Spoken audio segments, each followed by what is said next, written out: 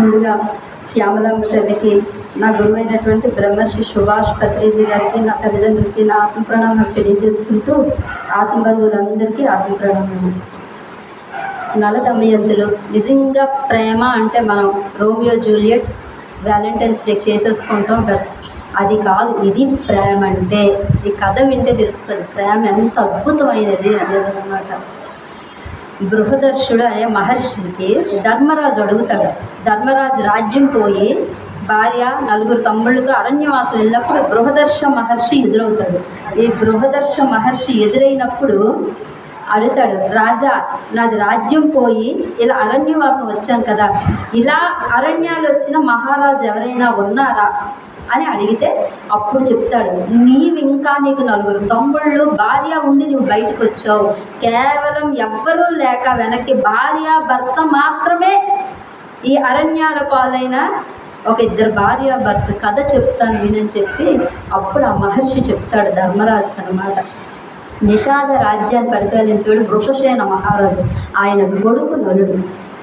విదర్భ రాజు యొక్క రాజు భీముడు ఆయన పేరు, ఆయన కుమార్తె దమయంతి. 2 చాలా పెద్ద రాజ్యాలు, అంటే కోటీశ్వరులు అనమాట. ఆలికి రాజ్యంలో ఎలాంటి లోటు లేదు, ఈయనకి లేదు, 2 పెద్ద రాజ్యాలు. అయితే ఇక్కడ నలుడు, అక్కడ దమయంతి. అయితే అప్పుడులోని రాజ్యం యొక్క విశేషాలు ఒకరి నుంచి ఒకరికి తెలుస్తున్నప్పుడు నలుడికి కూడా తెలిసింది, దమయంతి అనే ఒక స్త్రీ విదర్భ రాజ్యంలో చాలా అందమైన అమ్మాయి, చాలా బాగుంటుంది, ఇవన్నీ వర్ణిస్తారు కదా. అది విని నలుడికి ఆహా ఆమె ఎంత మనస్సులో ఆకర్షణ కలిగింది, ఇష్టం కలిగింది. అలాగే దమయంతికి కూడా అక్కడ నలుడు గురించి విన్నది. వినగానే ఆమెకు కూడా ఈయన మీద లోపల ప్రేమ అనేది కలిగింది. అక్కడ ఆమె ప్రేమిస్తుంది, ఆయన చూడలేదు, ప్రేమిస్తుంది. ఆయన గుణగణాలు, ఆయన వీరత్వం విని ఈయన ఇక్కడ ప్రేమిస్తున్నాడు. అయిన తర్వాత ఒకరోజు హంసల గుంపు ఒకటి ఈ రాజ్యంలోకి వచ్చింది, నలుడు ఉన్న రాజ్యంలో వాళ్ళ తోటలో వచ్చినప్పుడు ఈయన దాంతో ఆడుకుందామని దాన్ని పట్టుకున్నాడు. తీగ పట్టుకోగానే అది భయంకి ఏం చేస్తాడో అనుకొని భయంకి కొట్టుకొని, రాజా నన్ను విడిచిపెట్టండి, మీకు నేను ఒక సహాయం చేస్తాను. ఆయన అన్నాడు, నాకేం నువ్వు సహాయం చేస్తున్నావు, మీరు దమయంతిని ఇష్టపడుతున్నారుగా, ఈ విషయం ఆమెకి తెలియజేస్తా, హంస రాయబారం చేస్తానని చెప్పి నేను వెళ్ళి తెలియజేస్తాను అనగానే ఆయన ఆనందపడిపోయాడు, విడిచిపెట్టేస్తాడు. హంస అక్కడికి వెళ్ళి దమయంతి కోటలోకి వెళ్ళి దమయంతికి చెప్పింది, నలుడు నిన్ను ఇష్టపడుతున్నాడు, ఆయన కూడా నిన్ను ప్రేమిస్తున్నాడు, నీవు కూడా నలుడిని ప్రేమిస్తున్నావని నాకు తెలుసు, కాబట్టి ఈ విషయాన్ని తీసుకెళ్ళి మళ్ళీ ఆయనకి నేను అందిస్తాను. ఆమె చిరునవ్వు నవ్వింది, అంటే ఇష్టమే అనేసి ఆ తీసుకెళ్ళి మళ్ళీ హంస అందించింది. నలమహారాజా దమయంతి కూడా మిమ్మల్ని ఇష్టపడుతుంది. సరే ఇద్దరు ఇష్టపడ్డారు. ఆమె రోజు ఆయన ఊహించుకుంటుంది, మొహం అయితే చూడలేదు, ఆయన ఇలా ఉంటాడు అని ఒక ఊహ, ఆ ప్రేమ ఈ చెలికత్తెల ద్వారా తండ్రికి తెలుస్తుంది, కుమార్తె నలుగురిని ఇష్టపడుతుందని. సరే వివాహం అప్పుడు 14, 15, 16 కల్లా చేసేస్తారు వివాహం. సరే వివాహ వయసు వచ్చింది కదా, వివాహం చేసేద్దామని స్వయంవరం ఏర్పాటు చేశారు. స్వయంవరం ప్రకటించారు, అన్ని రాజ్యాలకి పంపించారు, వీళ్ళకి కూడా వచ్చింది. నలమహారాజు ఎలాగో నన్ను ప్రేమిస్తుంది కదా, నన్ను వరిస్తుంది, స్వయంవరం బయలుదేరదాం అనుకోగానే మహర్షి ఒకరు ఇంద్రుడి దగ్గరికి వెళ్తారు. ఇంద్రలోకంకి వెళ్ళి ఇంద్రుడిని కలిసినప్పుడు ఇంద్రుడు అడుగుతాడు, అయ్యా భూమి మీద యుద్ధాలు ఏం జరగట్లేదా, ఎందుకంటే యుద్ధంలో మరణించిన మహావీరులందరూ స్వర్గానికి వెళ్తారు, కాబట్టి ఒకరు స్వర్గంకి రావట్లేదు, అక్కడ ఏం యుద్ధాలు జరగట్లేదా అని అడుగుతాడు.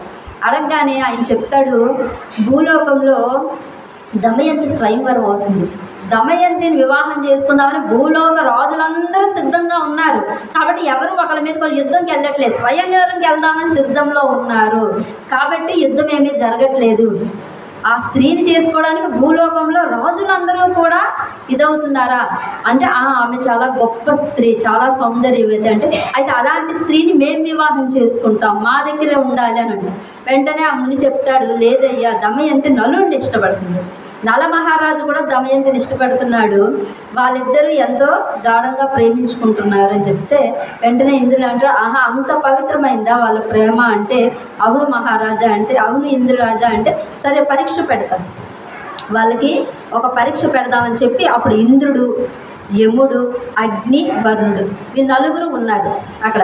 నలుగురు కూడా భూలోకాన్ని స్వయంవరానికి బయలుదేరి డైరెక్ట్గా నలుడి దగ్గరికి వెళ్తారు. వెళ్ళి నల మహారాజుని పొగట్టు మొదలు పెడతారు. అయ్యా నువ్వు చాలా గొప్పవాడివి, దయాశీలుడివి, మాట అంటే తప్పకుండా ఇస్తాము, మాట ఇస్తే తప్పమని చెప్పారు అని ఇలా అలా ఆయన్ని పొగుడుతుంటే ఈయనకు లోపల ఎందుకంటే సాక్షాత్ భగవంతుడు వచ్చారు, దేవుళ్ళు వచ్చి పొగుడుతున్నారు. వెంటనే అయ్యా మీకేం కావాలో చెప్పండి అన్నాడు.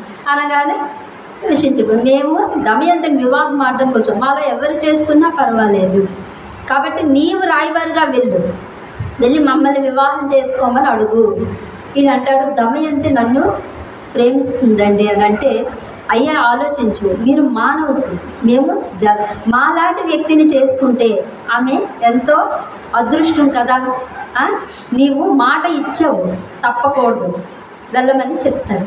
సరే ఈయన చాలా ధర్మాత్ముడు, వెంటనే నేను ఎలా అంతఃపురంలోకి వెళ్ళగలను వాళ్ళ దానికంటే అప్పుడు మా తపశ్శక్తి నేను పంపిస్తాను వాళ్ళ అంతఃపురంలోకి అని చెప్పి డైరెక్ట్గా వాళ్ళ అంతఃపురంకి వెళ్ళినట్టు వాళ్ళు శక్తితో పంపిస్తారు, వెళ్ళిపోతారు. అది వాళ్ళ అంతఃపురంలో ఆమె ఏకాంతంగా కూర్చొని ఉంటే ఈయన వెళ్తాడు. వెళ్ళేసరికి చూడగానే గాబరైంది, నలుడు ఎలా ఉంటాడో తెలియదు. వెంటనే ఆయన అంటాడు, నేను నల మహారాజుని. ఆయన చూసేసరికి ఆవిడకి ఇంత అంత అంటది, ఎందుకు ఎప్పుడో ప్రేమ విరహంలో ఉన్నది ఆమె, ఈయన గురించి ఎన్నో ఊహించుకుంటుంది. ఒక్కసారిగా ఆనందపడిపోయిందట ఈయన చూసి, ఆమె సిగ్గుపడిపోయి తలదించుకుంటే ఈయన అన్నారు, నేను రాయబారిగా వచ్చాను మీ దగ్గరికి. అనగానే ఏమిటా రాయబారం అంటే ఇలా ఇంద్రుడు, యముడు, అగ్నిదేవుడు, వరుణుడు నలుగురు నా దగ్గరికి వచ్చి నిన్ను వివాహం చేసుకుందాం అనుకున్నాను, వాళ్ళలో ఎవరో ఒకరు నిన్ను వరించమని నాకు చెప్పమన్నారు అని అడిగితే ఆమె అంటే అది మహారాజా మీకు తెలీదా, నేను మిమ్మల్ని ప్రేమిస్తున్నానని. మీరు ఎలా వచ్చారు రాయబారం కంటే నా దగ్గరికి వచ్చి నన్ను అడిగినప్పుడు అది నా ధర్మం కాబట్టి నన్ను రాయబారిగా పంపాను వచ్చాను అని చెప్తాడు. చెప్తే అయితే మీకు అర్థమైంది పరిస్థితి, సరే నా మాటగా వెళ్ళి చెప్పండి, నేను నల మహారాజుని ప్రేమిస్తున్నాను, ఇంద్రుడు, యముడు, అగ్ని, వరుడు ఎంత దేవతలు వచ్చినా సరే నేను నలుడినే వివాహం చేసుకుంటాను, నా మాటగా చెప్పండి. అదే మాట తీసుకెళ్ళి చెప్పాడు. అయ్యా ఆమె నలుడిని ప్రేమిస్తుందట, నల మహారాజును మాత్రమే చేసుకుంటానని చెప్పింది. ఓహో అంత గట్టి ప్రేమ మీది, సరే అయితే పదండి స్వయంవరంకి. అందరూ బయలుదేరారు స్వయంవరంకి. ఆమె వచ్చింది మాల పట్టుకొని, తండ్రికి తెలుసు ఆమె నలుడిని ఇష్టపడుతుంది. సరే తండ్రి పక్కన ఉన్నాడు, నడుస్తుంది మాల పట్టుకొని చూస్తుంది ఈయన ఎక్కడున్నాడా నలుడు. వెళ్ళేసరికి అలా చూసరికి ఆశ్చర్యపోయి అక్కడ ఒక్కరు కాదు 5 నలుళ్ళు ఉన్నాయి, 5 ఒకే రూపంలో ఉన్నారు. యముడు, ఇంద్రుడు, అగ్ని, వరుణుడు ఈయన రూపమే ధరించారు. ధరించి 5 ఉన్నారు. ఇప్పుడు ఈ పరీక్ష 5లో ఎవరు పోల్చుకోవడం, ఇది 5. మళ్ళీ అప్పుడు మహాసాధ్యులు వాళ్ళు తెలివైన వాళ్ళండి, బుర్ర పెట్టేవారు. వెంటనే ఆమె ఏం చేసిందంటే మనసులో మన లోపలే దైవ స్వరూపాలన్నీ మన లోపల ఉన్నాయి, బయట అగ్ని స్వరూపం మనలోని, వరుణ అన్ని స్వరూపం. మళ్ళీ వీళ్ళ నలుగురే లోపల ఆమె ప్రార్థించింది, అయ్యా నాకు సహాయం చెయ్యండి. వీళ్ళ నలుగురికి దండం పెట్టుకుంది. దండం పెట్టుకొని ఒక్కసారి కళ్ళు మూసేసరికి దేవతలకి మానవులకి లక్షణాలు ఉంటాయి. ఒకటి దేవతలు ఏంటంటే రెప్ప వేయరు, తదేకంగా చూస్తారు వాళ్ళు, రెప్ప వేయరు. 2 ఏంటంటే వాళ్ళకి చెమట పట్టదు, ఎప్పుడు యవ్వనంగా ఫ్రెష్గా ఉంటారు. 3 వాళ్ళ పాదాలు భూమికి తాకు, భూమికి భారం అవ్వరట, పాదం తాకదు. ఆ 3 గమనించింది. అసలు వ్యక్తి ఈయనకి లోపల టెన్షన్, ఎవరికి మాలేసేస్తుందో నాకు కాబట్టి ఈ చెమట్లు కారేస్తున్నాయి. ఆ గమనించేది ఈయన మెళ్ళ వేస్తుంది పూర్మ. వెళ్ళగానే వాళ్ళ నలుగురు వాళ్ళ స్వరూపంలోకి వచ్చేసారు. నిజంగా మీ ప్రేమ అమోఘమైనది, నిజంగా అమోఘమైనది. మేము పెట్టిన పరీక్షలో మీరు నెగ్గారు. నెగ్గి నలమహారాజుకి వరుణుడు వరం ఇస్తాడు. నలమహారాజా నీకు ఎప్పుడు దప్పికే ఉండదు, నువ్వు నీరు కావాలనుకుంటే ఇలా వస్తే నీరు వస్తుంది అని ఆ వరం ఇస్తాడు. అగ్ని కూడా వరం ఇస్తాడు, నిన్నెప్పుడు అగ్ని దహించదు. ఆయనకి అగ్గి కూడా చేత్తోనే ఆయన వెలిగిస్తారనమాట. ఆ వరాలు దేవుడు చెప్తాడు, నువ్వు ఎప్పుడు ధర్మంగానే ఉంటావు, ధర్మాన్ని అయితే నీవు తప్పవు ఇస్తాడు. ఇంద్రుడు చెప్తాడు, ఎల్లవేళ నేను రక్షిస్తాను మిమ్మల్ని చెప్పి నలుగురు వరం ఇచ్చి వెళ్ళిపోతారు. వీళ్ళిద్దరికీ వివాహం అంగరంగ వైభవంగా జరిగిపోయింది. అయితే ఇక్కడ ఈ నలుగురు వెళ్తున్నప్పుడు అక్కడ కలి పురుషుడు ఎదురవుతాడు. కలి చాలా ఘోరంగా, చూస్తే మన జుగుప్సు కొడుతుంది అనమాట, చూడడానికి భయంకరంగా ఉంటాడు కలి. కలి పురుషుడు ఎదురయ్యి వస్తున్నాడు. ద్వాపర యుగం కదా, ద్వాపర పురుషుడు వెనక్కుంటాడు. ఇది ద్వాపర యుగం మొదట్లో జరిగింది, త్రేతాయుగం పూర్తయి ద్వాపర యుగం ఫస్ట్లో ఇది జరిగింది అనమాట. ఇద్దరు కలిసి వచ్చినప్పుడు కలి పురుషుడు ఎదురైనప్పుడు బ్రహ్మ అడుగుతాడు, కలి పురుషుడు ఎక్కడికి వెళ్తున్నావు అంటే, దమయంతి స్వయంవరంకి వెళ్తున్నాను. వీళ్ళు అన్నారు, ఆవిడ నిన్నెందుకు వరిస్తుంది, చూడడానికే వికృతంగా భయంకరంగా ఉంటుంది. అందులో దమయంతికి ఎప్పుడో నల మహారాజుతో వివాహం అయిపోయింది. మాలాంటి వాళ్ళు కూడా ఆమె కాదని ఆయన వివాహం చేసుకుని వాళ్ళిద్దరూ ఒకరినొకరు ఇష్టపడ్డారు, ప్రేమలో ఉన్నారు. కలి అంటే ఏంటి, అసూయ. ఫస్ట్ అసూయ, నన్ను కాదని ఇది నల మహారాజు చేసుకుంటా, వాళ్ళు ఎలా సుఖంగా ఉంటారో నేను చూస్తా అని లోపల పెట్టుకున్నాడు. ఇక్కడ వీళ్ళిద్దరు వివాహం అయ్యింది. విదర్భ రాజ్యం నుంచి నిషాద రాజ్యంకి బయలుదేరింది. చక్కగా ఆ రాజ్యంలోకి వెళ్ళిన తర్వాత ఆయన రాజ్యం విస్తరించి చక్కగా భూమండలం అంతటికీ రాజు అయ్యాడు. ఇద్దరు పిల్లలు పుట్టారు, ఇంద్రసేనుడు ఇంద్రసేన. ఇద్దరు పిల్లలు చక్కగా పుట్టారు. రాజ్యం బాగుంది, అంతా బాగుంది. అంతా బాగున్న టైంలోని ఒకరోజు మూత్ర విసర్జన చేస్తారన్న పాస్పల్సి వచ్చి కాళ్ళు కడుక్కోకుండా సంధ్యావందనానికి కూర్చునిపోయారు. ఆయన కాళ్ళు కడుక్కోడు అంటే రాజ్యం యొక్క పనులు చూసుకొని సంధ్యావందనమైన తొందరలోని మూత్ర విసర్జన చేసేసి వచ్చేసి కాళ్ళు కడుక్కుంటే సంధ్యావందనం కూర్చునిపోతారు. ఆ ఒక్క క్షణంలో కలి దూరిపోయి లోపల కలి ప్రవేశం జరిగిపోయింది. కలి ప్రవేశం జరగగానే ఫస్ట్ ఆయనలో వచ్చింది అహంకారం. లోపల ఒక రకమైన అహంకారం వచ్చింది. అంటే ఇంత రాజ్యం నా దగ్గర ఉంది కదా, ఫస్ట్ అహంకారం రాగానే ఈ కలిపురుషుడు ఏం చేశాడంటే, ద్వాపర పురుషుడిని, పుష్కరుడు అంటే ఎవరు, ఈ మన నలుడు యొక్క బాబాయ్ కొడుకు, తమ్ముడు అవుతాడు ఈయనకి. వాడికి ఈ రాజ్యాన్ని ఎప్పటి నుంచో లాక్కోవాలని చూస్తున్నాడు అవకాశం.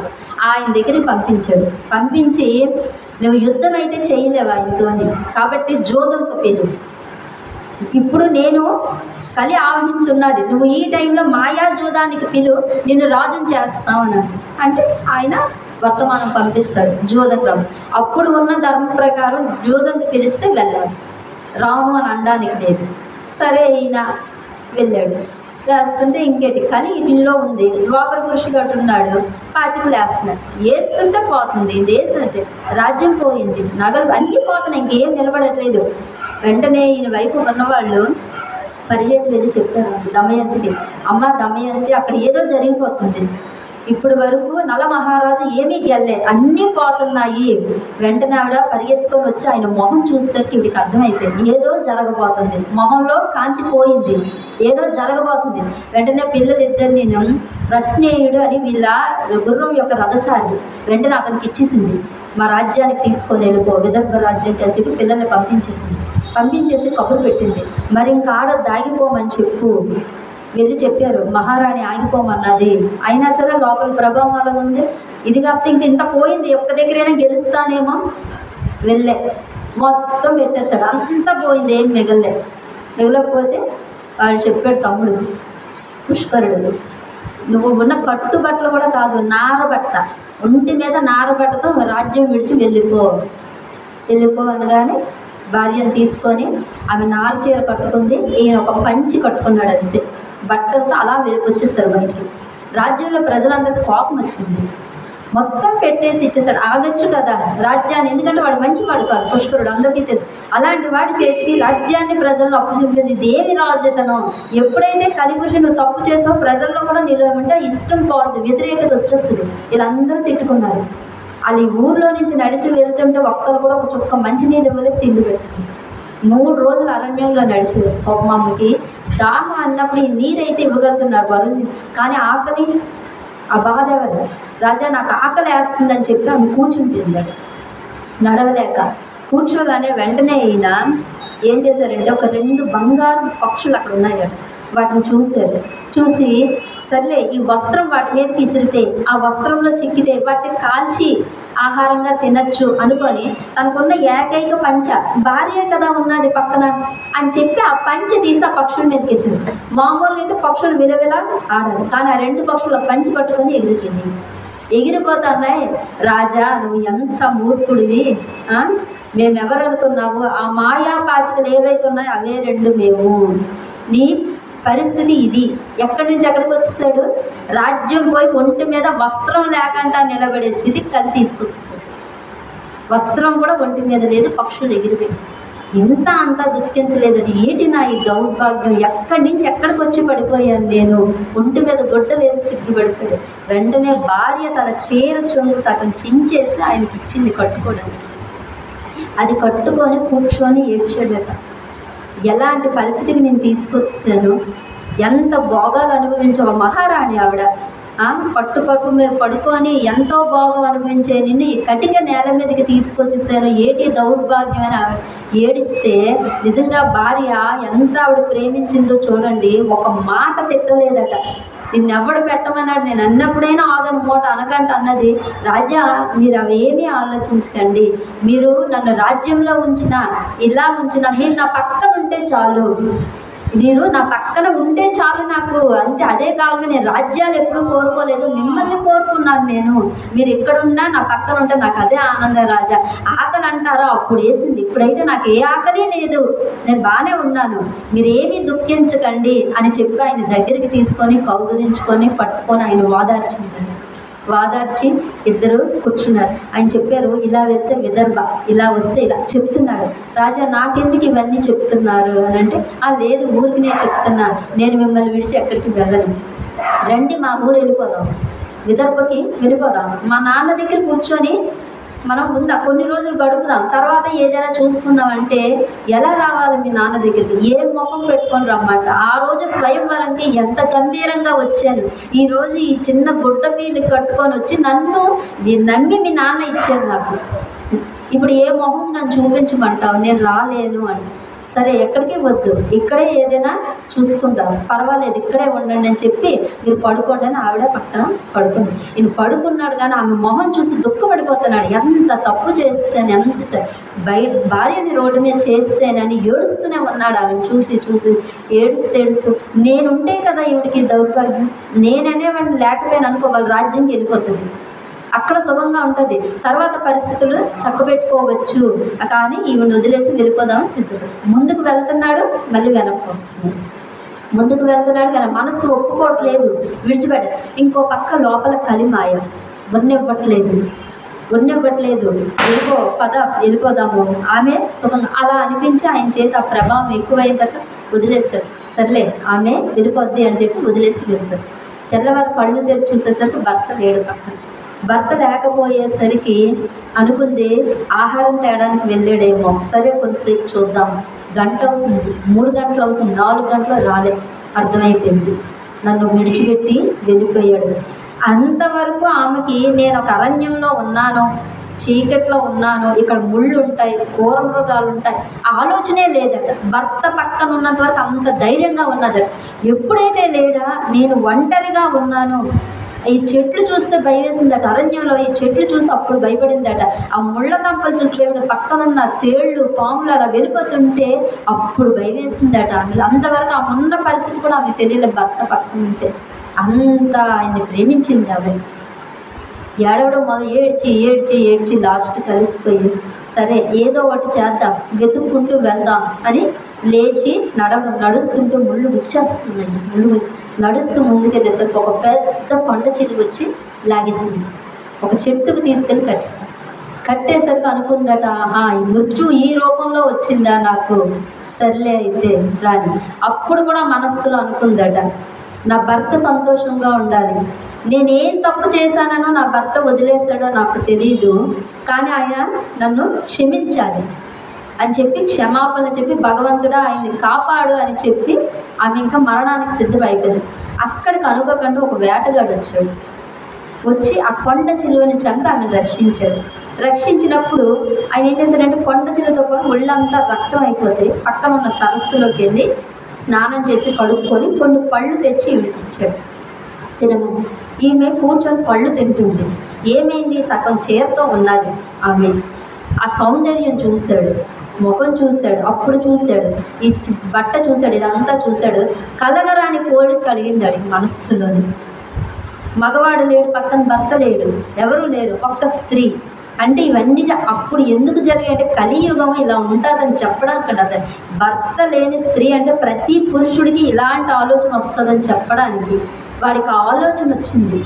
రాగానే అడిగాడు, నిన్ను కొండ చిలువ నుంచి కాపాడాను, నీకు తినడానికి ఆహారం పెట్టాను, కాబట్టి నీవు నా కోరిక తీర్చని అడిగాడు. నిర్ఘాంతపోయిందట ఆమె.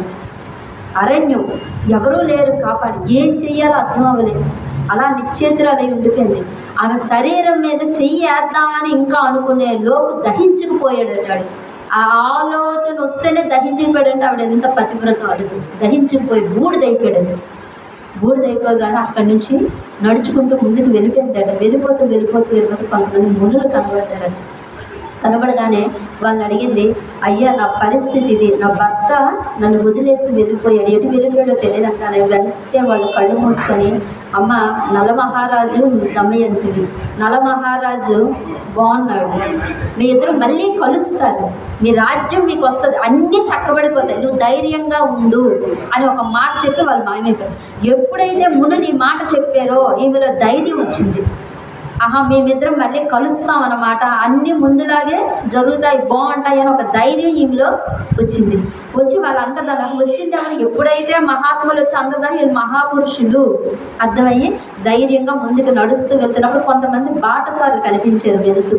వెంటనే వాళ్ళ దగ్గరికి వెళ్ళి, అయ్యా మీరు ఏ రాజ్యంలోకి వెళ్తున్నారంటే మేము చేడి అనే రాజ్యంలోకి వెళ్తున్నామంటే, అయ్యా నన్ను మీతో తీసుకెళ్ళండి.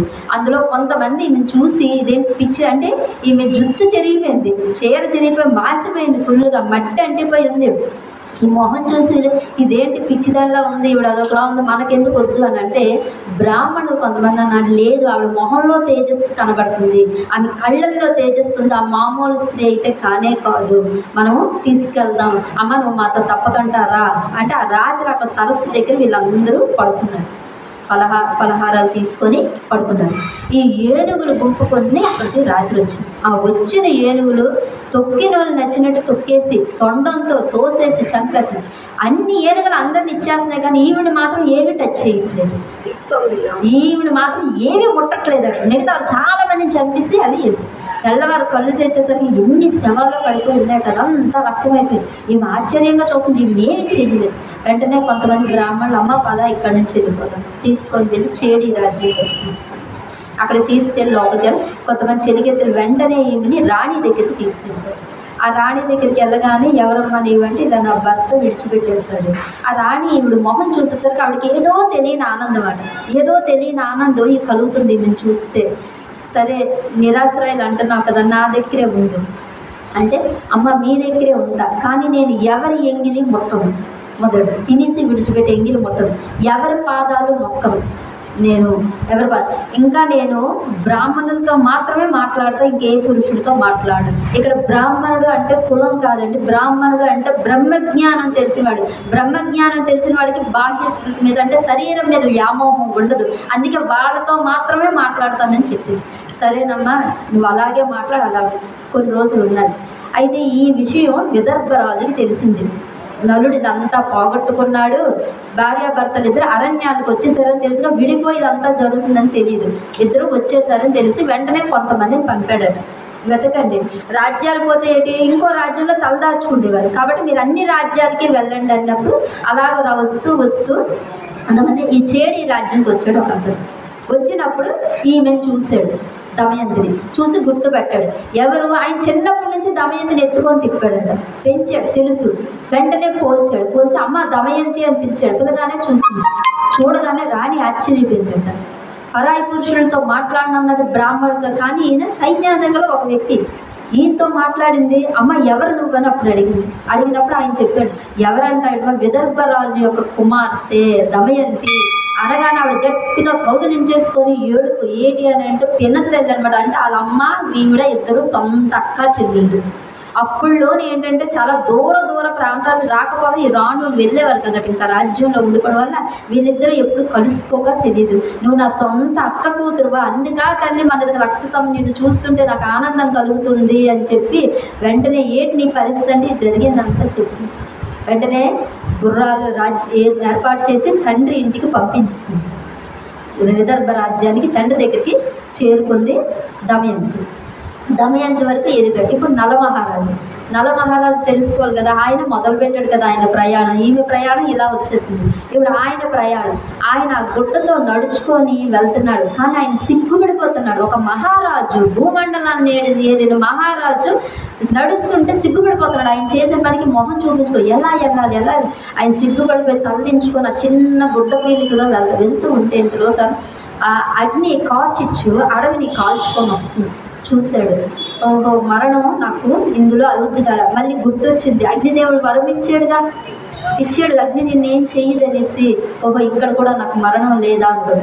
ఇంతలో ఆ అగ్ని లోపల నుంచి కొన్ని అరుపులు వినబడ్డాయి, రాజా నన్ను రక్షించు అనగానే వెంటనే అగ్నిలోకి దూకాడు. ఎలాగో అగ్ని నియమించి చూస్తే దాని లోపల పెద్ద సర్పం ఉంది, కర్కోటకుడు సర్పం. ఈ కర్కోటకుడు ఎవరంటే నాగరాజు యొక్క కుమారుడు. ఈ రాజులన్నిటికీ రాజు నాగరాజు యొక్క కుమారుడు కర్కోటకుడు. ఈ కర్కోటకుడు అగ్నిలో చిక్కుపోయాడు. రాజా నన్ను తీసి బయటికి విసిరేయండి అని అన్నాడు. నేనెలా ఎత్తగలను, 1000 టన్నుల కన్నా బరువు ఉంటావు, నేనెలా ఎత్తగలను అంటే, రాజా నేను రూపం మార్చుకొని చిన్నగా అయిపోతాను, నన్ను తీసుకొని బయటకు. అప్పుడు ఎంతగా మారిపోగానే వెంటనే అరచేతిలో పెట్టుకొని అగ్నిలో నుంచి బయటకు వచ్చేసి వెళ్తే అక్కడ పెట్టేస్తుంటే, వద్దు రాజా కిందన పెట్టద్దు, కొంచెం ఒక్క 10 అడుగులు ముందుకు వేస్తే అక్కడ చిన్న సరస్సులా ఉంది, అక్కడ దించు, నీటి తమ్మిదిగా వేడికి పెట్టారా నీరుందని 10 అడుగులు వేసిన తర్వాత తీసుకెళ్ళి ఆ నీటి దగ్గర పెట్టగానే ఈ సర్పం చాలా పెద్దది అయిపోయిన సర్పం కర్కోటకుడు అతని నుదుటి మీద నలుగురు మీద కాటేయగానే ఒక్కసారిగా విషం లోపలికి ఎప్పుడు దిగిందో నల్లని రూపం వచ్చేసి గూని వచ్చేసింది, నల్లని వికృత రూపం వచ్చింది. ఆ సినిమాలో శాపం వస్తారు అలా మారిపోయాడు వికృతంగా. అర్థం అవ్వలేదు నలమహారాజు. వెంటనే కర్కోటకుడు చెప్పాడు, అయ్యా నువ్వు ఈ రూపంలో తిరగలేకపోతున్నావు, కాబట్టి నీ రూపాన్ని మార్చేశాను. 2 నేను ఎందుకు నీకు విషాన్ని లోపలికి దింపాను ఇప్పుడు నీకు తెలియదు, తర్వాత నీకు అర్థం అవుతుంది అని చెప్పి నీకు ఒక వరం ఇస్తున్నాను. నువ్వు ఎప్పుడైతే నీ స్వరూపంలోకి రావాలనుకుంటున్నావో నన్ను కలుచుకో, అప్పుడు నీకు ఒక వస్త్రం వచ్చి చేరుతుంది. ఆ వస్త్రాన్ని తప్పగానే నీ రూపం నీకు వస్తుంది. అయితే దీనికి ముందు నువ్వు చేయాల్సింది, అయోధ్య రాజ్యమైన ఋతుపర్ణుడు మహారాజు చాలా అంటే త్రేతాయుగంలో రాముడి తరం అయిపోయిన తర్వాత ద్వాపర యుగంలో ఆయన పరిపాలిస్తున్నాడు. ఋతుపర్ణుడు అనే రాజు రాముడి యొక్క వంశం. ఆయన దగ్గరికి వెళ్ళి ధర్మాత్ముడు నిన్ను చేరదీస్తాడు. ఆయన దగ్గర అక్షర విద్య ఉన్నది, నీ దగ్గర అశ్వ విద్య ఉన్నది, నీ విద్యను ఆయన విద్య నువ్వు స్వీకరించు అని చెప్పి కర్కోటకుడు వెళ్ళిపోతే ఈయన అక్కడికి వెళ్తాడు. బహుద్రవుడు అనే ఒక పేరు మార్చుకుంటాడు, బాహుకుడు అనే పేరు మార్చుకొని అక్కడికి వెళ్తాడు. అక్కడ వెళ్ళేసరికి ఆయన చాలా మంచి వ్యక్తి, ధర్మాత్ముడు. అందుకే ఆయన చూసి అసహించుకోడు. ఏమైందంటే రాజా ఇలాగా విషయం చెప్పడు, ఇలా నాకు ఎవరు లేరు, ఇలా రాజ్యం ఇచ్చేస్తా, మీ రాజ్యంలో నాకు ఏదైనా ఇవ్వాలి, నాకు శిల్పకళ వచ్చు, అశ్వకళ వచ్చు, 3 పాకం వంట నలుడి నుంచే వచ్చింది వంట, ఇవి 3 నాకు వచ్చు, మీరు ఎందులోనైనా నన్ను ఉపయోగించుకోండి అంటే, సరే అలాగే నువ్వు నా దగ్గరే ఉండు అన్నప్పుడు బాబుకుడుగా పేరు మార్చుకొని అక్కడే ఉంది. ఆయన అక్కడే ఉన్నప్పుడు ఈమె అక్కడ ఉన్నారు కదా, తండ్రి ఇంటికి చేరింది కదా, ఈయన ఇలా చేరాడు, ఆవిడ అలా చేరింది. ఆవిడకు ఒక ఆలోచన వచ్చింది, నా తండ్రి వెతికిస్తే నేను దొరికానుగా, అంటే ఇప్పుడు నేను వెతికిస్తే ఈయన దొరుకుతాడు, ఎక్కడో దగ్గర ఈయన దొరుకుతాడు అని చెప్పి అప్పుడు ఈవిడ ఏం చేసిందంటే, కొంతమంది బ్రాహ్మణులు ఏంటంటే రాజ్యంకి వెళ్తుంటారు, వాళ్ళు పాండిత్యం చేసి ఎంతో ధనంగా. వీళ్ళ రాజ్యంలో ఉన్న బ్రాహ్మణులు చెప్తుంది, మీరు ప్రతి రాజ్యానికి వెళ్ళండి, ఈ పదం చెప్పండి, భర్త అంటే భార్యను భరించేవాడు, ఎలాంటి తప్పు చేసినా ఎలాంటి పరిస్థితి వచ్చినా భార్యను విడిచిపెట్టకూడదు. అదే తనకి వస్త్రం లేనప్పుడు, తన రాజ్యం అంతా పోయి రాజ్యంలోంచి వచ్చినప్పుడు తన ఒంటి మీద వస్త్రం లేనప్పుడు తన భార్య చీరను చింపి ఇచ్చింది, అలాంటి భార్యని వదిలి రావడం ధర్మమేనా, ఈ పాట పాడండి అని చెప్పి పంపిస్తే వాళ్ళు బ్రాహ్మణులు వెళ్తూ ఈ అయోధ్య రాజ్యానికి వచ్చారు. వచ్చి ఈ ఋతుపర్ణుడి దగ్గర ఈ పాట పాడాడు. భర్త అంటే భరించేవాడు, భార్యను విడిచిపెట్టడం ధర్మమేనా, తప్పు కదా, ఆ వస్త్రం లేకపోతే ఆ తన వస్త్రాన్ని చింపించి ఇదంతా పాట పాడినప్పుడు ఈ బాహుకుడు పక్కన ఉన్నాడు.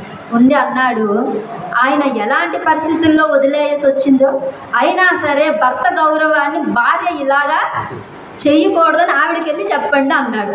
అనగానే దొరికిపోయాడు. వీళ్ళు వెళ్ళి అమ్మ అన్ని రాజ్యాలు తిరిగాను, ఎక్కడా ఏది తెలియలేదు, కానీ ఋతుపర్ణుడు రాజ్యంలో మాత్రం ఒక వ్యక్తి ఉన్నాడు, ఆయనైతే నలుడు కాదు, కానీ ఈ మాట అన్నాడు.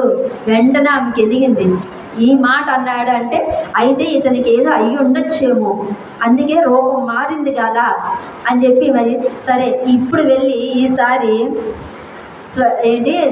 దమయంతి దేవికి స్వయంవరం చేస్తున్నారు. భర్త విడిచిపెట్టి వెళ్ళిపోయిన కారణంగా దమయంతికి మళ్ళీ స్వయంవరం చేసి ఏర్పాటు చేసి రెండో వివాహం చేస్తున్నారని ఆ రాజ్యంలో మాత్రమే చెప్పండి. వెంటనే వీళ్ళు వెళ్ళి మన విదర్భ మహారాజు భీముడు దమయంతి దేవికి రెండో వివాహం చేస్తున్నాడు భర్త విడిచిపెట్టడం వల్ల అక్కడ చెప్పారు. చెప్పగానే ఋతుపర్ణుడు ఆహా దమయంతికి మళ్ళీ వివాహం ఆట, అదండి వెళ్దాం అది. అయితే ఎలా వెళ్ళాలి, ఎప్పుడు స్వయంవరం అంటే రేపే అంటే అక్కడి నుంచి ఇక్కడికి 100 యోజనాల దూరం అనమాట. 100 యోజనాల దూరం అని అంటే అది ఉన్నది ఉత్తరప్రదేశ్ అటు, ఇది ఉన్నది మహారాష్ట్ర. అంత దూరం అక్కడి నుంచి ఇక్కడికి రావాలి. ఎలా వెళ్తాం, విమానాలు ఏమి లేవు కదా, ఏం చేద్దాం. అప్పుడు ఈయన చెప్పాడు కదా అశ్వకాల వచ్చని, ఈ బాహుకుడు పిలుస్తాడు. బాహుకుడిని పిలిచి అడుగుతాడు, మనం బయలుదేరి స్వయంవరానికి వెళ్ళాలి, ఎవరిది అంటే దమయంతిది. అయిపోయింది గుండె జాతి. దమయంతికి రెండో వివాహం చేస్తున్నారు. సరేలే భర్త లేడని సరే చేస్తున్నారు. లోపల బాధ అవుతుంది బయట. సరే రాజా మహారాజు సరే గుర్రాలు రెడీ చేశాడు, బయలుదేరారు. ఎంత వేగంగా వెళ్తున్నారు అని అంటే ఈయన ఒంటి మీద ఉన్న ఉత్తరీయం ఎగిరిపోతే ఆయన బండి ఆపు, మన ఉత్తరీయం వెళ్తే అయ్యా మీ ఉత్తరీయం ఎగిరిపోయి మనం వచ్చిన చోటికి 1 యోజనం దాటిస్తామన్నాడు. నువ్వు విమానం నడుపుతున్నావా, రథం నడుపు, ఏమిటి ఇది ఆశ్చర్యపోయి అన్నాడట. నా దగ్గర ఉన్న కళ నీకు ఇస్తా, నీ దగ్గర ఉన్న కళ నాకు ఇవ్వు అంటే ఒకరికొకరు దారిపోయారనమాట. మీ దగ్గర ఉన్న కళ ఏంటంటే అక్షర విద్య ఉంది నా దగ్గర. అక్షర విద్య అంటే ఏంటంటే అప్పుడు చెప్తాడు. అక్కడ ఒక చెట్టు కనబడుతుంది కదా చూడు, ఆ చెట్టుకు ఎన్ని ఆకులు ఉన్నాయో ఎక్కడి నుంచి ఆయన చెప్పేస్తాడు. అది అక్షర విద్య. ఆ చెట్టుకి 10,150 ఆకులు ఉన్నాయి అన్నాడు. అనగానే రథం ఆపాడు. వెళ్ళి చూస్తే కరెక్ట్గా 10,150 ఆకులు ఉన్నాయి. ఆశ్చర్యపోయాడు. సరే రాజా నా విద్యని అక్కడ చెప్పాడు కదా కప్పుకోండి, అక్కడ ఆయన దగ్గర ఉన్న అక్షర విద్య నేర్చుకొని అక్కడిద్దరు అక్కడ కూర్చొని ఈయన అశ్వ విద్య, ఆయనకి రాజు ఏది ఉచితంగా తీసుకోడు కాబట్టి ఈయన అశ్వ విద్య ఆయన తీసుకొని ఆయన అక్షర విద్య ఈయనది. ఎప్పుడైతే ఈయన అక్షర విద్య స్వీకరించాడో, అక్షర విద్య ఏంటి, ఋగ్వేదంలో సూక్తం ఆటది, మహా పవర్ఫుల్. అది ఎప్పుడైతే ఈయన లోపలికి ప్రవేశించిందో ఈయన లోపల నుంచి ఒక నల్లని పొగ బయటకు వచ్చింది. ఆ పొగ రాగానే కలి బయటకు వచ్చేసాడు. కలి పురుషుడు బయటకు వచ్చి పడిపడ్డాడు. చూసి రాజా నన్ను క్షమించు, జరిగిందంతా చెప్పాడు. స్వయంవరంలో మిమ్మల్ని వరించిందని తెలిసి మిమ్మల్ని స్థితికి తీసుకొచ్చేసాను, నన్ను క్షమించండి అని అంటే నిన్నెలా క్షమిస్తాను నేను, అసలు నీ వల్ల ఎంత జరిగింది నాకనంటే అయ్యా ఇప్పుడు వరకు నేను నీ లోపల ఉండి నరకం అనుభవించా, ఎందుకు కర్కోటకుడు కక్కిన విషయం లోపల నన్ను చంపేస్తుంది, దహించుకుపోతుంది. ఎప్పుడు బయటకు వద్దాం చూస్తే బయటికి రావాలంటే లోపల పవిత్రమైనది వెళ్తే కానీ ఆయన ఉండలేడు. లోపల ఎప్పుడైతే పవిత్రత ఉంటుందో అక్కడ కలి ఉండలేడు. కాబట్టి అది వచ్చినంత వరకు నేను ఎప్పుడైతే నీవు అక్షర సూక్తం, ఎప్పుడైతే నీవు అక్షర విద్యని మీరు స్వీకరించారో ఆ పవిత్రమైన విద్య మీ లోపలికి వెళ్ళిందో నేను బయటకు వచ్చేసాను ఉండలేక, ఇప్పటి వరకు అనుకుని నన్ను క్షమించని తాండ్ర చెట్టులోకి దూరిపోయే ముందు చెప్పాడట. ఎవరైతే ఈ నల దమయంతుల కథ వింటారో వాళ్ళ ప్రాముఖ్యత, వాళ్ళకి కలి ప్రభావం ఉండనే ఉండదు, నేను ఆ గదికి రాను. సో ఈ రోజు విన్న మనందరం కూడా ధన్యులు అనమాట. ఆ ప్రభావం నుంచి బయట అది రెగ్యులర్గా వినడానికి మనం ప్రయత్నం చేస్తుంటే కలి ప్రభావం మన మీద ఉండకుండా ఉంటుంది. అలా చెప్పి తాండ్ర చెట్టులో దూరిపోయిన తర్వాత ఈయన ఫ్రీ అయ్యాడు. కానీ రూపం ఇంకా మార్చలేదు. బయలుదేరి వెళ్ళిపోయారు. తెల్లవారేసరికి విదర్భ చేరిపోయారు. విదర్భ చేసేసరికి ఈ ఋతుపర్ణుడు చూశారు అక్కడెక్కడ స్వయంవరం ఏర్పాటు లేవు, హడావిడి లేదు, ఏమీ లేదు, మామూలుగా నేను సిగ్గు అయిపోయాడట. స్వయంవరం అనగానే నేను ఒక్కడే ఊరుకుంటూ వచ్చేసాను, ఎవరు లేరు చీ అనేసి సిగ్గు అయిపోయి రాజు దగ్గరికి వెళ్ళి, రాజా నాకు ఎక్కడ ఇచ్చారు, అక్కడ నేను విశ్రాంతి తీసుకుంటానంటే విదర్భరాజుకి అర్థమయ్యి అక్కడ ఏర్పాటు చేస్తాం మీ బస్సు వెళ్ళిపడారు. ఈయన గుర్రాలు దీని దగ్గరికి వెళ్ళి గుర్రాలు కట్టారు. వెంటనే రాణికి తెలిసింది దమయంతికి వచ్చేసారు అనేసి. అప్పుడు తన దగ్గర ఉన్న కేసర్ అనే ఒక చిలికెత్తిని పంపించి ఆయన టెస్ట్ చేయమన్నారు. ఇప్పుడు వరకు 2 పరీక్షలు పెట్టింది ఆమె. ఒకటి పంతులు వాళ్ళు పంపించి తెలుసుకుంది, 2 స్వయంవరం అని పంపిస్తే వస్తారు. ఎందుకంటే నలుడు కృష్ణుడు శల్యుడు మాత్రమేనట అశ్వాన్ని తోలడంలో వాళ్ళు మించిన వాళ్ళు లేరట. నల మహారాజుని మించిన వాళ్ళు లేడట అసలు. ఆయన అంత స్పీడ్ అవునా కాదని టెస్ట్ అందుకే ఒక్కరోజే పెట్టింది టైము. అవునా కాదా 2వ పరీక్ష అర్థమైపోయి ఈయనే ఇంకా టెస్టింగ్. అప్పుడు ఆమెను చెలికత్తెని పంపిస్తే ఆమె వచ్చి ఏం చేసింది, ఈయన గురించి అన్ని అడిగింది, ఋతుపర్ణుడి గురించి. ఆయన ఎలాంటి వారు, ఆ రాజ్యం ఇలా ఉంటుందా, అలాగా అంటే ఎక్కడైనా కోప్పడతాడేమో అని. కానీ ఏమనకంటే ప్రశాంతంగా సమాధానం చెప్తున్నాడట. చాలా గొప్ప వ్యక్తి ఇలాగా అన్నీ అయిన తర్వాత అన్నదట, ఏమైతే ఏం లాభం లేండి, మా మహారాణి గారు భర్త విడిచిపెట్టి తెగించి ఆ నార్చీర అదే తడుపుతుంది, అదే కట్టుకుంటుంది, కిందనే పడుకుంటుంది నేల మీద, ఏదో శరీరాన్ని నిలబెట్టుకోవడానికి ఇంత ఆహారం తింటుంది తప్ప ఆవిడ ఎందుకుందో ఆవిడకే తెలియదు, అంత దీనంగా ఉన్నది ఆవిడ పరిస్థితి అనేసరికి అప్పుడు బాధ అనిపించింది అట ఇతని కళ్ళల్లోనే. అంటే నేను విడిచిపెట్టేసిన నా భార్య ఆ జీవితాన్ని ఇంకా గడుపుతుందా, ఇక్కడికి వచ్చి సుఖంగా ఉండలేదా, నన్నే తలుచుకుంటుందా అని చెప్పి ఈ కళ్ళంట నీరు కాలే. అది చూసిందా చిలికెత్తు. వెంటనే వెళ్ళి పరిగెట్టుకొని వెళ్ళి చెప్పింది, అమ్మ ఆ రాజుగారి గురించి అన్నీ అడిగినప్పుడు ఆయన ఏం బయటపడలేదు అమ్మ, ఆయన గొప్పతనం చెప్పమన్నప్పుడు కానీ మీ గురించి ఇలా చెప్పగా ఆయన కళ్ళంట నీళ్ళు వచ్చాయి అంటే ఇక్కడ వరకు అయిపోయి 3 పరీక్షలు అయిపోయి. ఇంకా 4వది ఆయన వంట చేస్తున్నప్పుడు నీ వెళ్ళి గమనించు. అందరిలాగా వంట చెయ్యరు అతను, వెళ్ళు అని అంటే అతను వంట చేస్తున్నప్పుడు వెళ్ళి చూస్తే ఆయనకు వరుణుని యొక్క వరం ఉన్నది. నీరు ఆయన వెళ్ళి ఎక్కడో తోడుకో, చేతి ఇలా అంటే నీళ్ళు పడిపోతుంటాయి, చేతి అంటే అగ్ని కూడా ఇలా అంటే వెలిగిపోతుంది. చాలా వెరైటీగా వంట. అదంతా చూసి మళ్ళీ వచ్చి అమ్మ నువ్వు చెప్పింది నిజమే. ఎప్పుడైతే అన్నారు ఇవిడికి అర్థమైపోయింది. ఎందుకంటే ఆయన ఒక్కడే అలా వండగలడు, ఈమెకే తెలుసు ఇతను నలుడే, ఏదో ఈ కారణం వల్ల ఈ రూపంలో ఉన్నాడు, ఇతను నలుడే అర్థమైపోయింది. ఇంకా లాస్ట్ పరీక్షలకు కాదని పిల్లలిద్దరిని తీసుకెళ్ళి ఆయన ముందు పంపిస్తే పిల్లలిద్దరిని తీసుకెళ్ళి చెలికెత్త ఆయన అక్కడ ఉంటే ఇక్కడ ఆడిస్తుంది. పిల్లలిద్దరిని చూస్తారు కట పరిగెట్టుకొని వచ్చి కౌగిలించుకున్నాడు. పిల్లలిద్దరిని కౌగిలించుకొని ఏడ్చాడట. ఏడ్చేసరికి వెంటనే ఆమె అడిగిందట, అయ్యా ఎవరు అనుకుని మీరు కౌగిలించుకున్నారు, ఆయన నలమహారాజు యొక్క పిల్లలు, మీరు కౌగిలించుకుంటారా వాళ్ళని, విడండి అన్నదట. వెంటనే ఆయన కళ్ళు తుడుచుకొని దానికి లేదమ్మా నా పిల్లలు కూడా ఇలాగే ఉంటారు, వాళ్ళు గుర్తొచ్చి నేను కౌగిలించుకున్నానని చెప్పి అక్కడి నుంచి వెళ్ళిపోయాడు.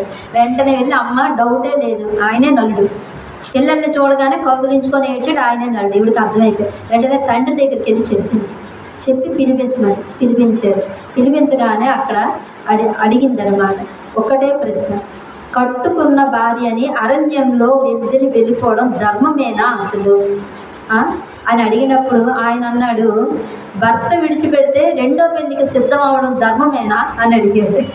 ధర్మమా అని అడిగితే అప్పుడు ఆమె చెప్పింది, అప్పుడు విదర్భరాజు చెప్తాడు, ఇదంతా నిన్ను ఇక్కడికి రప్పించడానికి చేసిన ప్రయత్నం. ఆమె ఎప్పుడైతే బ్రాహ్మణులు పంపించినప్పుడు నీ సమాధానం ఎప్పుడైతే వచ్చిందో ఆమెకి నీవు అక్కడ ఉన్నావని అర్థమైపోయింది. కాబట్టి నిన్ను ఇక్కడికి రప్పించడానికే స్వయంవరం, కానీ నిజంగా స్వయంవరం కాదు నాయన, ఆమె నీ కోసమే ఎదురు చూస్తుంది అని చెప్పినప్పుడు ఆయన నిజంగా నా భార్య ఇక్కడ నా కోసం ఇంకా ఎదురు చూస్తుందని చెప్పి అప్పుడు ఆయన కర్కోటకుడు ఇచ్చిన వరం ఉంది కదా, అప్పుడు దాన్ని ఉపయోగించాడు. తన మనస్సులో కర్కోటకుని తలుచుకోగానే ఒక వస్త్రం వచ్చి ఆయన మీద పడ్డగా దాన్ని ఎప్పుడు కప్పుకున్నాడో ఆయన స్వరూపం ఆయనకు వచ్చేసిన నల మహారాజును చూసిన ఋతుపర్ణుడు ఆశ్చర్యపోయాడట. నా దగ్గర ఇంతవరకు అశ్వాన్ని నడిపేవాడు ఉన్నది ఒక మహారాజు, అది నలుడు, మామూలు వ్యక్తి కాదు, భూమండలాన్ని పాలిస్తున్నవాడు నా దగ్గర. అయ్యా నన్ను క్షమించండి అని అన్నాడు. అయ్యా క్షమాపణ, మీరు ధర్మాత్ముడయ్యా, అందుకే మీ దగ్గరికి వెళ్ళమని నన్ను చెప్పారు. మీరు ధర్మాత్మలని నన్ను మీ దగ్గరికి వచ్చారు, మీలాంటి వ్యక్తి దగ్గర పనిచేయడం నాకు ఆనందంగా ఉంది తప్ప తక్కువ కాదు అనేసి చెప్పారు. అప్పుడు ఇంద్రుడు యముడు, అగ్ని, వరుణుడు ప్రత్యక్షమై చెప్తారనమాట. ఈయన నలమహారాజు ఎంత దీంట్లో కూడా ఎప్పుడు ధర్మం తప్పలేదు. ధర్మాన్ని విడిచిపెట్టకుండా ఇంద్రుడు ఉన్నాడు. విడిచిపెట్టాక ఈ అగ్ని కాపాడుతూ వచ్చి అలాగే ఈమెను కూడా కాపాడుతూ వచ్చింది వాళ్ళే. అక్కడ ఆయన మనస్సులో ఈవిడ మీద చెరుకోరు కలిగినప్పుడు ఆ వేటగాడికి అగ్ని దహించి వేసింది అతను. అక్కడ కాపాడారు. ఈ మొదటపు ఏనుగులన్నీ కూడా తొక్కేస్తుంటే ఈమెకు ఒక్కటి కూడా దగ్గరికి రాకుండా చేసింది వాళ్ళు. అంటే ఈమె ప్రతి క్షణం ఆ రోజు ఇంద్రుడు మాట ఇచ్చాడు, మేము కాపాడుతాం ఎల్లవేళ. మళ్ళీ ఈయన తిరిగి వచ్చినంత వరకు ఆ నలుగురు దేవతలు ఈయనకి రక్షణగా ఉండి కాపాడుకుంటూ వచ్చారు. వచ్చి నలుగురు నిజంగా మీ ప్రేమ అద్వితీయమే, గొప్పది, ప్రతి ఒక్కరూ చెప్పుకోవాల్సింది మీ ప్రేమ, మీరు ఎప్పుడు సుఖంగా ఉండండి అని దీవించి వెళ్ళిపోతారు. ఈ విదర్భ రాజ్యంలోని ఈయన భార్యతో ఉన్నాడు. కొన్ని రోజుల ఉన్న తర్వాత ఇక్కడ కొంత సైన్యాన్ని ఏర్పాటు చేసుకొని తన రాజ్యం దగ్గరికి వెళ్ళాడు. తమ్ముడు దగ్గరికి వెళ్ళి అన్నాడు, యుద్ధంకి వస్తావా, పాచికలు ఆడడానికి వస్తావా? యుద్ధం. వాడికి తెలుసు నలుడితో యుద్ధం చేయడం అంత సులువు కాదు. వాడు ఏమన్నాడంటే, వాడికి తెలుసు కదా పాచికల్లో పోయింది, పాచికల్లోనే మళ్ళీ ఈసారి ఇవి కూడా వస్తాయి, పాచికలకే సిద్ధం. సరేరా, ఇప్పుడు ఈ లోపల ఏమున్నది, అక్షర విద్య ఉన్నది. ఎక్కడ కూర్చొని చెప్పేస్తాడు అక్కడ ఏటున్నది, అక్షర విద్య ఉంది, అది వాడికి తెలియదు. కూర్చున్నాడు, ఏది పోయిందో అంతా మళ్ళీ పాచికల్లో తిరిగి అయితే ఆ పెట్టే ముందు వాడు అన్నాడు, ఇప్పుడు నా దగ్గర రాజ్యం, నీ దగ్గర ఏం లేదు కదా, నీ వైపు అంటే సైన్యం అంటే మావి దగ్గర తెచ్చాడు, ఇతని వైపు ఏం లేదు కదా, ఏం పెడ ఈసారి నీ భార్యని పెట్టని అడిగాడు. దమయంతిని పెట్టమని అడిగాడు భార్య.